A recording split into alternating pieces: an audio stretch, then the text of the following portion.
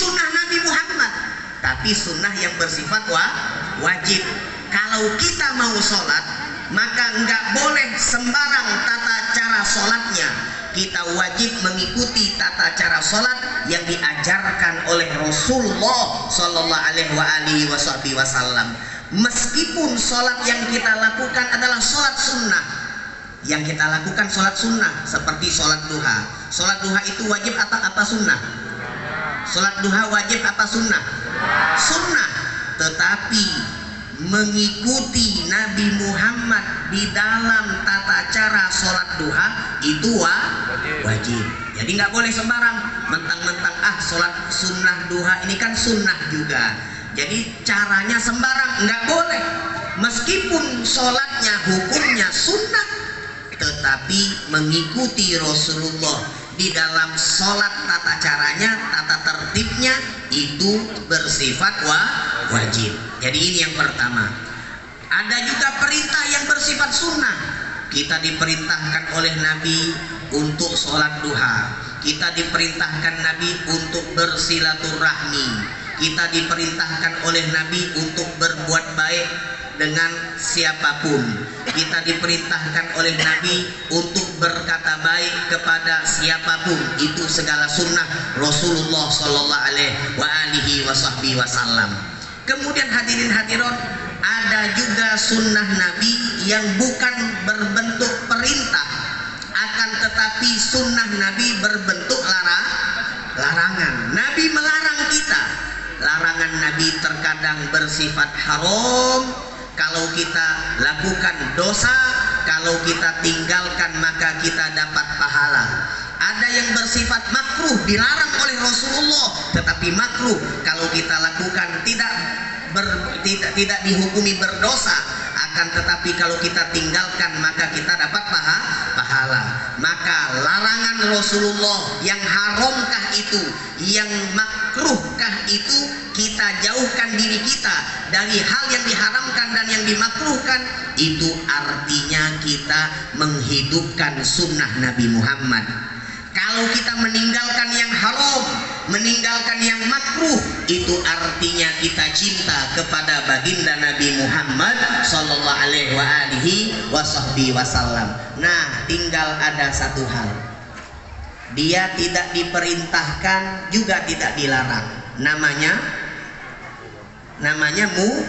mubah. Tidak diperintahkan. Artinya kalau kita lakukan atau kita tinggalkan tidak ada kaitan dengan dosa ataupun pahala. Kita lakukan tidak berdosa, juga tidak dapat pahala. Kita tinggalkan tidak berdosa, juga tidak dapat pahala.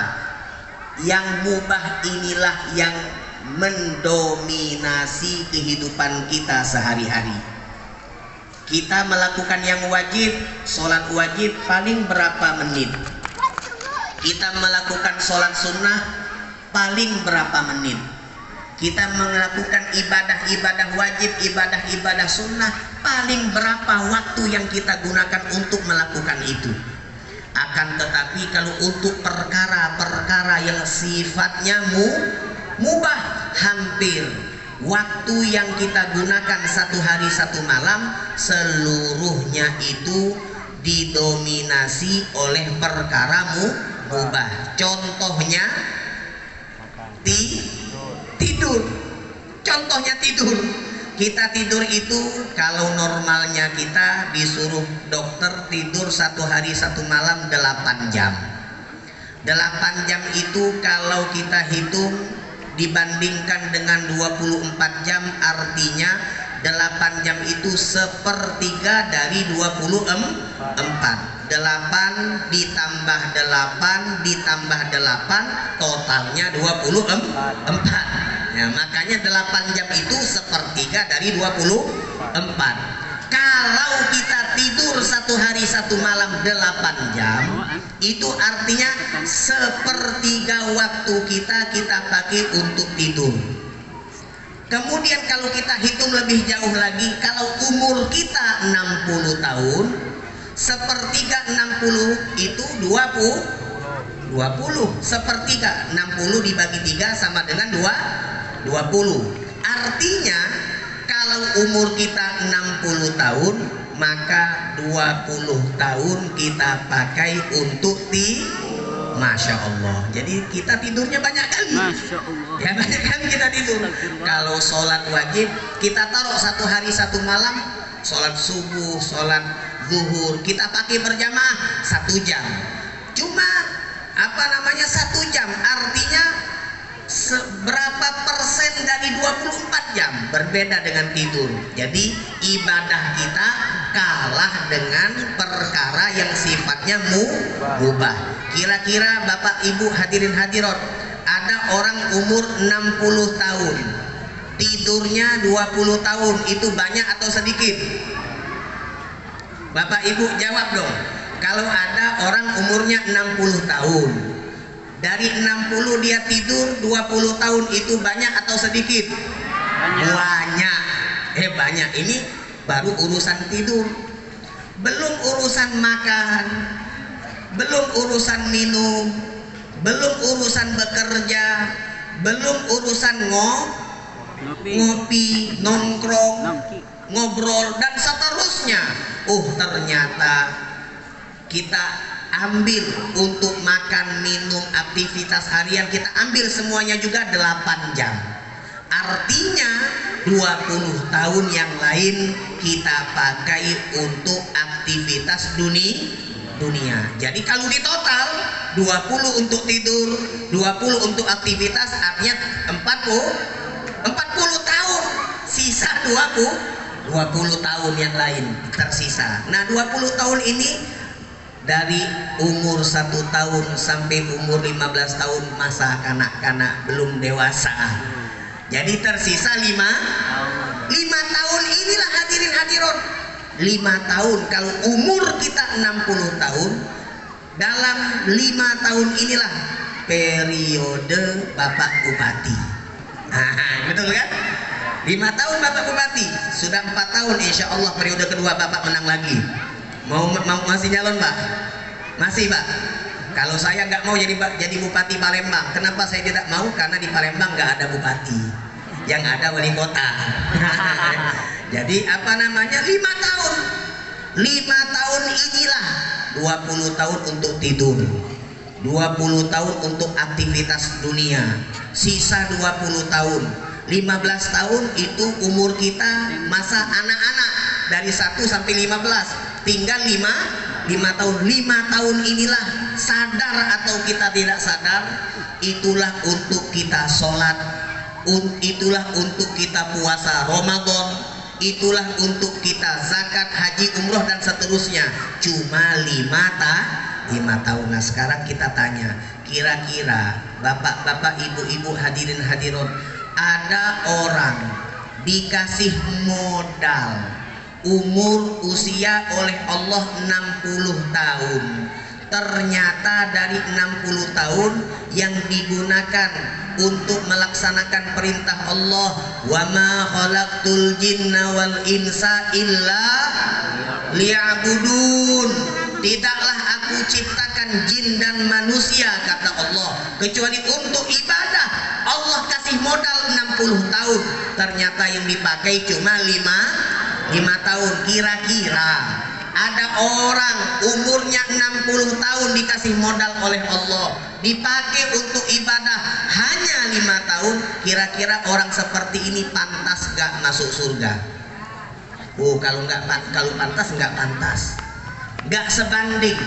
Allah kasih 60 tahun, ternyata yang dipakai untuk ibadah 5 tahun. Nah inilah kita membutuhkan Nabi Muhammad. Saat inilah kita sadar, ya Rasulullah, kami ibadah cuma mampu kami gunakan 5 tahun, sisanya kami sibuk dengan urusan-urusan dunia. Maka datanglah Rasulullah untuk memberikan pertolongan kepada kita. Bagaimana bentuk pertolongan Nabi Muhammad? Allah nyatakan, wa ma arsalnaka illa rahmatan lil alamin.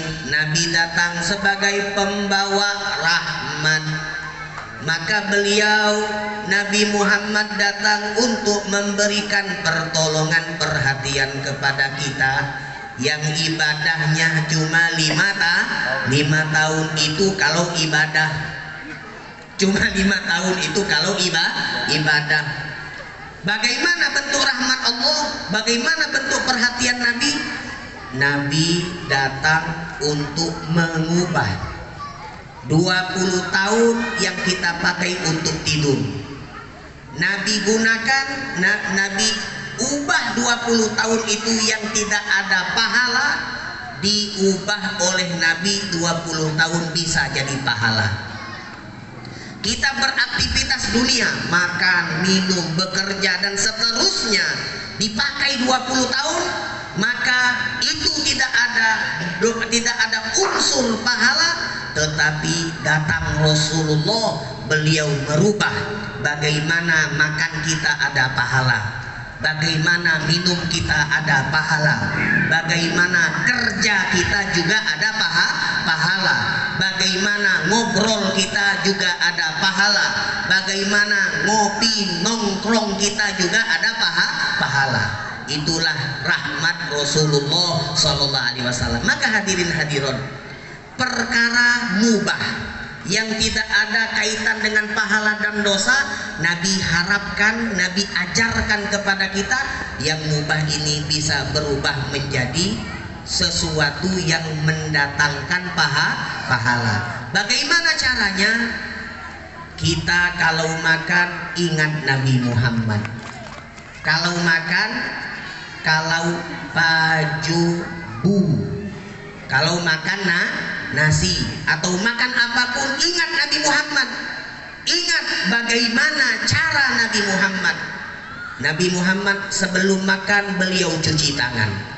Nabi Muhammad sebelum makan beliau membaca doa minimal bismillah. Nabi Muhammad kalau makan beliau menggunakan tangan kanan. Nabi Muhammad kalau makan beliau menggunakan 3 jari, jari jempol, telunjuk dan jari tengah. Nabi Muhammad kalau makan tidak pernah menggunakan 2 jari. Beliau mengatakan kalau ada orang yang makan dengan 2 jari, fa innahu aklata syaiton, itu cara makan setan, kata Nabi. Kalau 2 jari cara makan setan, tambahkan 1 jari menjadi 3, maka itu cara makan Nabi Muhammad. Maka bapak ibu kalau sambil ngopi makan kacang, maka jangan gunakan 2 jari untuk ngambil kacang, tambahkan 1 jari supaya sunnah Nabi Muhammad kita dapatkan. Kalau makan 2 jari kita tidak dapat pahala, tapi kalau kita tambahkan 1 jari, dengan nambahkan 1 jari ingat Rasulullah, maka kita dapat pahala dari Allah Subhanahu wa Ta'ala. Kalau kita makan, maka kita diajarkan oleh Nabi Muhammad Sallallahu Alaihi Wasallam untuk kita ada berbicara, untuk ngobrol. Itu sunnah Nabi. Berbeda dengan apa yang diajarkan, kalau makan nggak boleh ngomong, salah. Sunnah Nabi malah kalau makan ada obrolan. Kita makan sambil ngobrol, cuma diatur. Jangan pas nasi ada di mulut kita ngomong, ya habis semua nanti keluar. Jadi diatur sambil makan sambil ngobrol, sambil makan sambil ngobrol. Itu ajaran Nabi Muhammad SAW. Nabi Muhammad mengajarkan kepada kita, kalau kita makan jangan makan sambil berdiri, jangan makan sambil berbaring. Itu ajaran Rasulullah. Kalau kita mengikuti ajaran seperti ini, maka makan kita yang awalnya mubah menjadi sunnah. Dan contoh lain banyak. Minum sama, adab Rasulullah ada. Masuk rumah juga ada adab Rasulullah. Kalau kita masuk rumah, maka tentunya sebelum kita masuk kita akan melepaskan alas kaki kita, entah sandal atau sepatu. Kalau mau melepas alas kaki, dahulukan yang sebelah kiri baru yang sebelah kanan. Kemudian kalau kita mau masuk rumah, dahulukan kaki kanan baru kaki kiri. Jangan lupa ucapkan salam, sunnah Nabi Muhammad SAW. Habib, saya tadi masuk rumah terlanjur, masuknya kaki kiri dulu baru kaki kanan, keluar lagi. keluar lagi, biasakan untuk menghidupkan sunnah Nabi Muhammad. Kebalikannya kalau kita mau keluar rumah, tentunya yang awal kita keluarkan adalah kaki sebelah kiri. Kalau mau pakai sandal atau pakai sepatu atau sebelumnya pakai kaos kaki, dahulukan yang sebelah kanan baru yang sebelah kiri. Seperti ini kita lakukan. Memang bentuknya aktivitas harian, tetapi hakikatnya kita beribadah kepada Allah berkat Nabi Muhammad. Alhamdulillah. Begitupun masuk kamar mandi, keluar kamar mandi. Begitupun di saat bapak ibu sedang di pasar, bapak ibu sedang di kantor, bapak ibu sibuk dengan pekerjaan profesi masing-masing. Di situ pun ada sunnah Nabi Muhammad. Yang salah satu sunnah Nabi Muhammad adalah beliau mengajarkan kepada kita, tolabul halal wajibun ala kulli muslim. Nabi mengatakan mencari rezeki yang halal adalah sebuah kewajiban yang Allah wajibkan kepada seluruh individu muslim. Maka di saat bapak ibu di rumah ingin ke kantor, ingin ke pasar, ingin bekerja, ingin berdagang, dan apapun pekerjaannya, pasang niat terlebih dahulu, ya Allah, saya keluar pada pagi ini untuk mencari rezeki, dan saya niatkan rezeki yang akan saya cari, saya harapkan agar rezeki yang saya cari ini adalah rezeki yang Engkau halalkan. Maka di saat kita pasang niat seperti ini, 8 jam kita di pasar, 8 jam kita sedang ibadah, 8 jam kita di kantor, 8 jam kita ibadah, 8 jam kita di kebun, di sawah, 8 jam kita ibadah, berkat niat sesuai apa yang diajarkan oleh baginda Nabi Muhammad sallallahu alaihi wasallam. Maka hadirin hadirat mustami'in mustami'at rahimani wa rahimakumullah, beginilah yang seharusnya kita petik dari setiap perayaan Maulid baginda Nabi Muhammad. Yang pertama yaitu kita ingin menunjukkan daripada kecintaan kita kepada Nabi, dan yang kedua, cinta tidak cukup dengan hanya perayaan Maulid, tetapi cinta haruslah kita ikuti daripada sunnah-sunnah ajaran-ajaran Nabi Muhammad sallallahu alaihi wasallam. Mungkin ini yang bisa disampaikan karena waktu sudah cukup siang dan sebentar lagi akan dikumandangkan daripada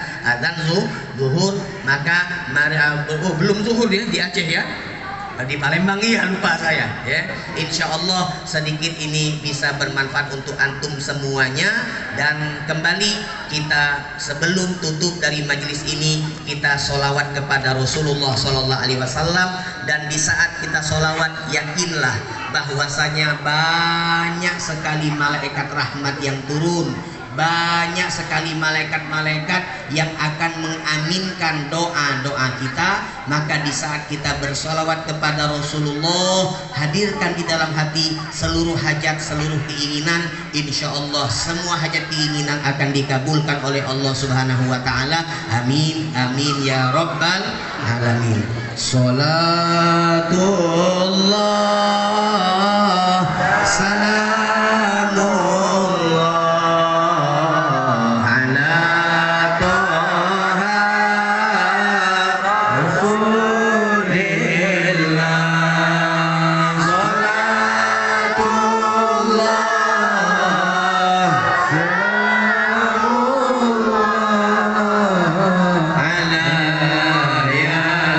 in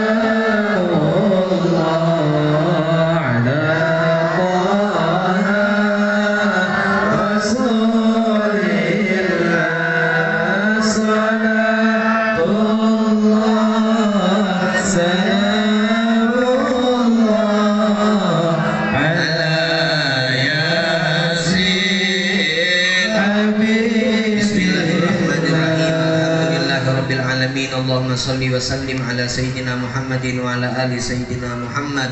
Allahumma ya Allahumma hdina bihudak waj'alna mimman yusari'u fi ridhak wa la tuwallina waliyan siwak wa la taj'alna mimman khalafa amraka wa 'asak. Wa hasbunallahu wa ni'mal wakil wa la haula wa la quwwata illa billahil aliyyil azim. Allahumma arzuqna hubbaka wa hubba man ahabbaka wa hubba man yuqarribuna ilaik.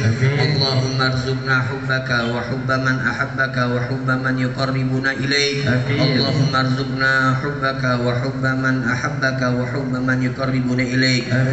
Allahumma ya man waffaqa alal khairil khair